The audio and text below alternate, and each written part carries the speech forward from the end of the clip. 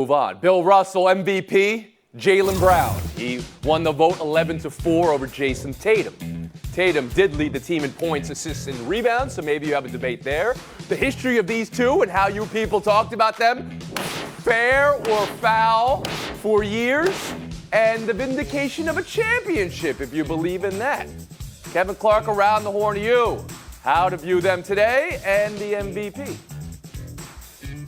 I view them as incredible cogs in a legendary run. I look at this MVP debate and see two credible MVP candidates in these finals. Obviously, Jaylen Brown's defense on Luka was a determining factor for many voters. I talked to them here in the hallway at the ESPN Seaport and got exactly that answer. Inside information, okay. You look at Jason Tatum and you think about the fact that in Game 5, let's just look at Game 5, when he was double-teamed, the Celtics were able to go 7 of 9 shooting 21 points. He was also able to affect the game with his assist. The gravity of the court shifted towards him. I would have gone Tatum in this scenario, but both of them are credible, and it just shows you how ridiculous the conversation has been around these two. NBA Twitter does not award championships. Superstars grab them. That's what more bars from a panelist today. All right, point blank. Is the championship vindication for these two? Kevin? Yes. Without it, that's what it is. That's the point. That's how you get vindication. The only way. Marcel Louis-Jacques? Yeah, I think that their mental fortitude and their ability to finish a job deserves to be commended. You heard what Jaylen Brown said, that his team looked at him when Jason Tatum was hurt in years past, and he failed miserably, so he had to reevaluate his game. We heard all the jokes. Jaylen Brown can't go left. He can go left, right, down, up, above you, through you, whatever direction he needs to get to the basket, he is capable of doing it. And then just the championship mentality, you could hear the hot mic on him saying, hey, if Luka is in the game, do not take me out. If Luka gives that ball away on the inbound, he's going to have to work like hell to get it back. Like, that is he's built like a champion. So I respect them. I'm happy that they were finally able to. They're an incredible And your MVP, Marcel? It's Jaylen Brown. Best player on either side of the court, most consistent. Harry Lyles Jr., your MVP this series. It was Jaylen Brown. He was the best player this series. He was the best player last series. He's been the most consistent player for the Celtics during this entire run. The weirdest thing about this particular duo, and the reason we're even having part of this conversation, we have never had a pair of teammates in any sport that we have criticized more because of the success that they've had. Like, we're not talking about, like, we talk about these guys like they have owed us a championship. Thank you for saying They are that, 26 and 27 years old. They have been to the Eastern Conference Finals 6 times. Like, if guys did this over an entire career, we would call it a great career. So Jaylen Brown is the MVP. By the way, if you are Jason Tatum and you want to steal one more bite, rest in peace to legendary Fife Dog. I never let a statue tell me how nice I am. Man, you guys are cooking today. Tim Calishaw, your MVP in this series? As the only panelist who was there when Jason Kidd told us Jaylen Brown is the best Celtic between games 1 and game 2, I would have voted for Jaylen Brown. Jason Tatum's shooting almost cost Boston in game 2, and the key quarter in the whole series, the third quarter of game 3 when it was close and the Mavs had a chance to get back in the series, Jaylen Brown, I think, was 15 points and 6 rebounds. He was finishing with that dunk down the middle that everybody remembers. He was a great player defensively. Tatum was great in Game 5. He was the best player last night, but I'd take Brown. And big picture, Tim, when you think about a duo, when you think about having to work on your game and get over a hump, how will you view them? Well, I mean, yeah, so it took him a few years. It took Jordan and Pippen a few years to win a title. It takes most people a few years to go all the way. They've already been to, 3 conference finals, 2 NBA finals. Now they got a ring. They're both relatively young. So they've got a chance to have tremendous We'll be moving on now with another horn here. And I said rapid fire, even more rapid fire. The Celtics, as we know them now, they're going to be bringing back, the whole team. The whole top 8 minute getters are coming back. Tatum, Brown, Drew. Thanks, Bucks. Thanks, Blazers. Maybe a dental visit for Mr. White, but after that, he'll be coming back too. Joe Mazzulla's back. Brad Stevens, Celtics culture. Will any of you say dynastic? Around the horn, Harry Lyles Jr. I think that would be asking a lot, but I also think that it is possible of this team because of the way that you saw the patience that it took from this franchise in order to build up this championship. With the new CBA kicking in on July 1st, it's going to make it harder to keep your own players. It's going to be harder to add pieces, and it's going to keep the richer from getting rich. But I think because of the young players that they have in place currently, that if there was a team that was going to accomplish this, I would pick the Boston Marcel Celtics. Louis-Jacques, would you dare say dynastic? I mean, it's possible. They won the East by, 14 games this year. I'm watching the Knicks, though. They didn't have Julius Randle for a lot of the season, and they were a totally different team when he was on the court. And it feels like we say this about every very good champion, right? Like, oh, man, dynasty is coming. They're going to go back to back. Like, we said it about the Nuggets as well. Yeah. It's hard. Yeah. That's a lot of basketball. But nobody's ever said the Knicks are what's standing in their way. I thought you might say the Western Conference. Kevin Clark, do you see the makings of a team that could win again and then still win again and again? Yeah, Marcel, I think there are teams actually capable of winning a championship, so you don't need to name the Knicks here. You can name a bunch of Western Conference teams. I think those are the teams that you circle. Life moves very fast in the NBA, but here's the Celtics building blocks. They have one of the best GMs, if not the best GM in basketball. They have genuine depth. They obviously have 2 young superstars, and they own 7 of their next 8 first-round picks in a league where everybody likes to mortgage their future for random veterans. They haven't done that. So I think they have the building blocks to keep this going. I don't know if it's a dynasty, but in the Eastern Conference, they could win a few more in a row here. They could win maybe a championship or 2 in the next couple of years, but the depth in the league right now is something. No one's going to be a dynasty. Wrapping up the postseason then.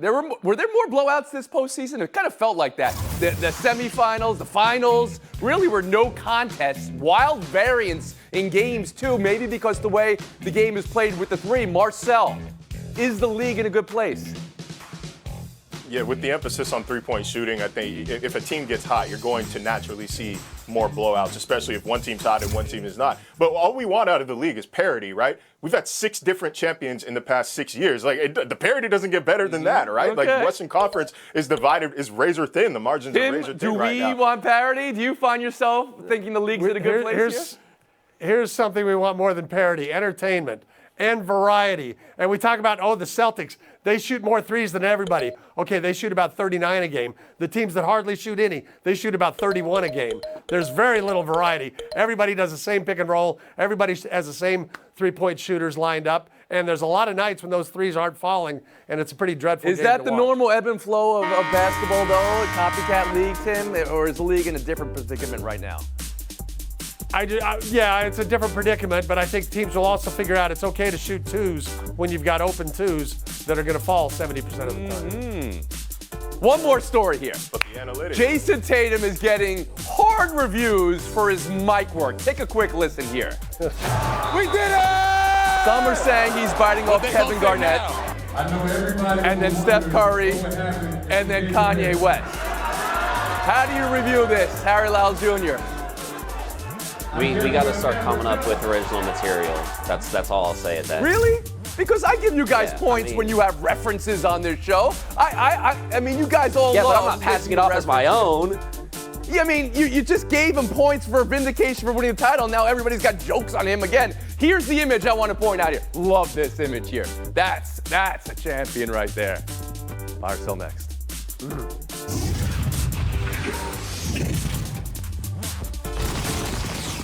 And now where the Dallas Mavericks find themselves this summer. Where to go from here, what they need to tweak, where Luka and Kyrie go from here, and whether panelists would like to tweak calling them the greatest backcourt ever. Harry Lyles, I believe that may have been you.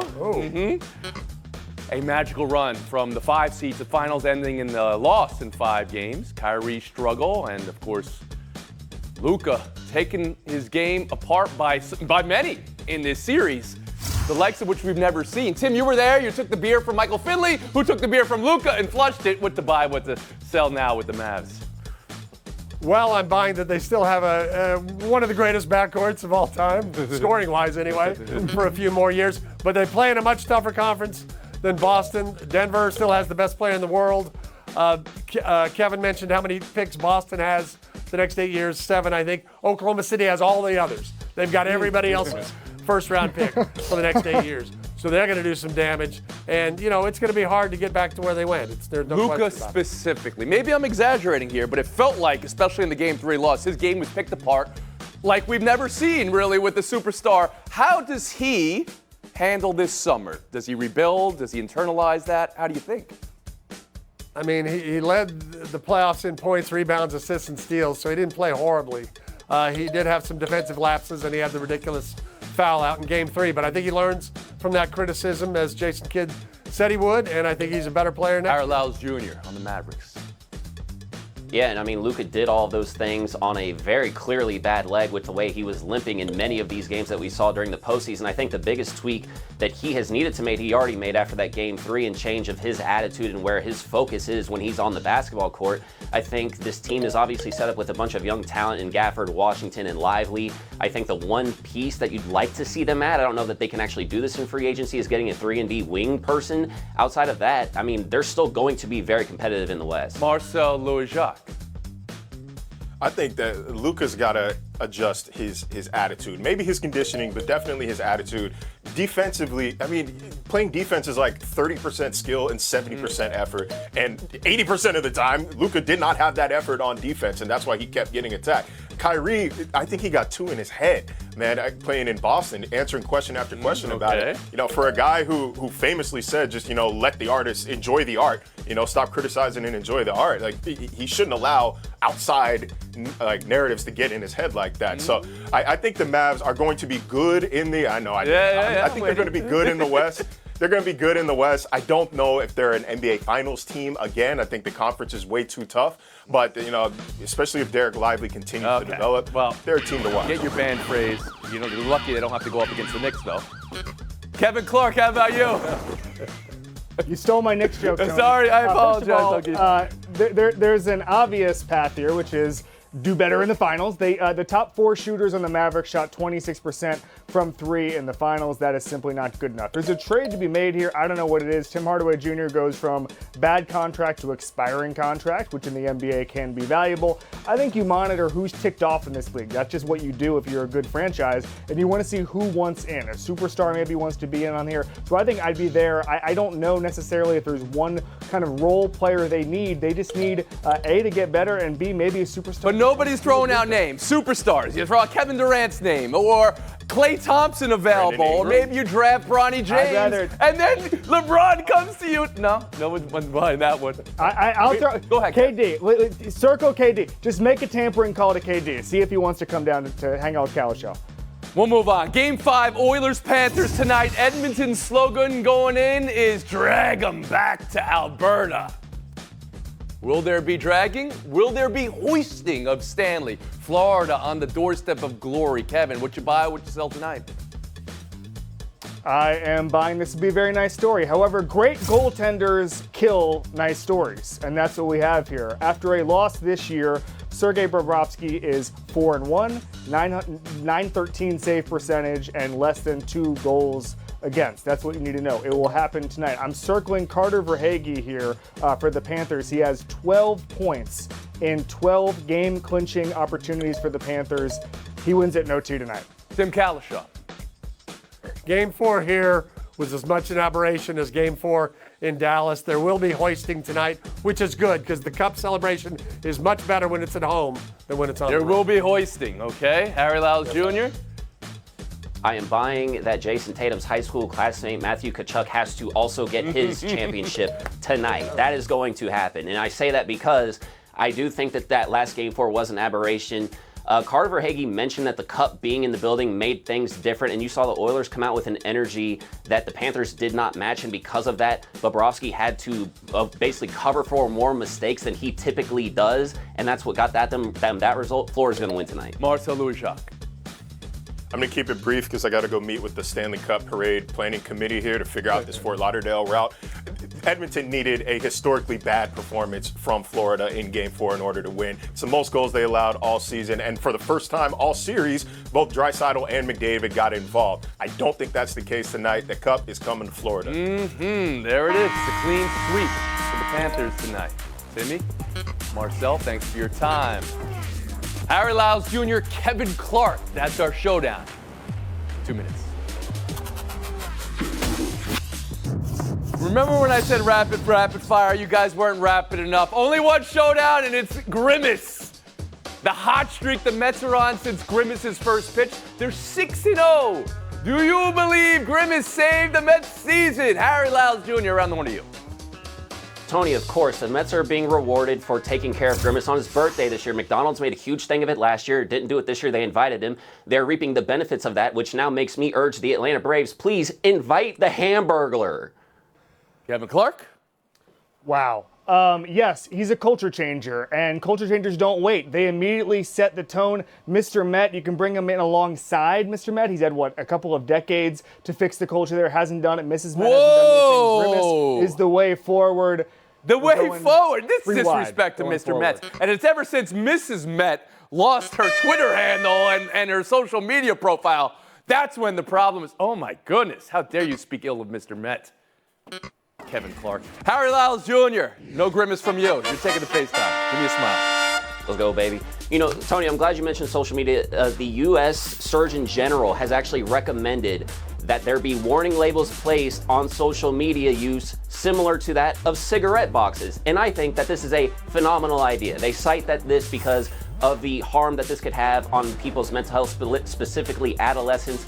I think that this would be a great thing for everybody because honestly, a lot of y'all spend way too much damn time on social media. I think it could perhaps, Tony, and you might agree with this, have something to do with the reason that Jason Tatum was speaking in memes for the last 48 hours. So I think that this is a phenomenal idea and a baby step in order to getting to us on the right track for a more healthy society that is perhaps a little bit further away from social media. Well, that is a very real conversation there. I'm happy you bring that up. There is. I feel about Jason Tatum. Nobody needs to be pot-shotting that guy for how he celebrates. Tim, did you hear Kevin? Speaking ill of Mr. Met? You're Mr. Met? We'll see you tomorrow.